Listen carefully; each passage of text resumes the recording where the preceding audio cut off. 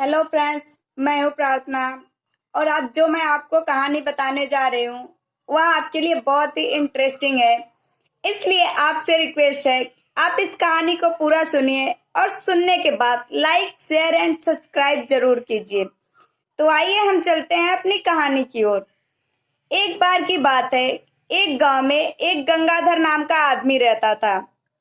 और जो गंगाधर था वह बहुत ही धनी था।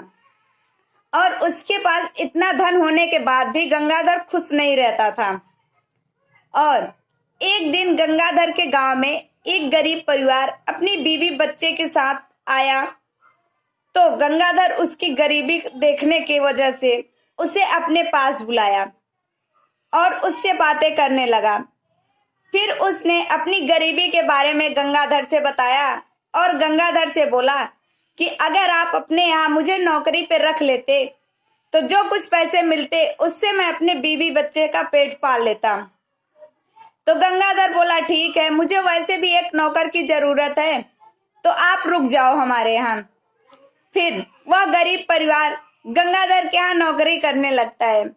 डेली उसके यहाँ वह सुबह उठता था, साफ सफाई करता था और जो पैसे मिलता था उस शाम को लेके जाता था, अपनी बीवी बच्चों का पेट पालता था उस पैसे से। डेली वह यही करता था गंगाधर के यहाँ। एक दिन गंगाधर के घर के सामने वह सफाई कर रहा था गाना गाते हुए।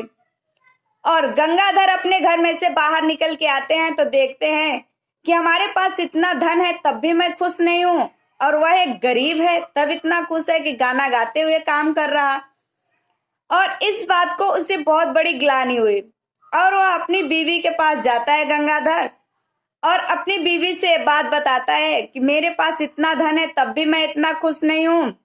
वह बाहर जो गरीब परिवार है उसके पास कुछ भी नहीं है, फिर भी वह इतना खुश है कि गाना गाते हुए काम कर रहा है। तो गंगाधर की बीवी अपने पति को बताती है कि आप उसको भी 99 के बीच ला लो। तो गंगाधर बोलता है, वो कैसे होगा? फिर गंगाधर की बीवी बोलती है, आज शाम में आप 99 16 के सोने के सिक्के उसके गेट के सामने रखवा दो, फिर सुबह देखना। गंगाधर बोला, चलो ठीक है। और जैसे ही शाम होती है वह काम करके अपने घर जाता है। तो गंगाधर अपने अदर नौकरों से कहता है कि 99 16 के सिक्के इकट्ठे कर लो और ले जाके उस गरीब परिवार के घर के सामने रख के चले आओ।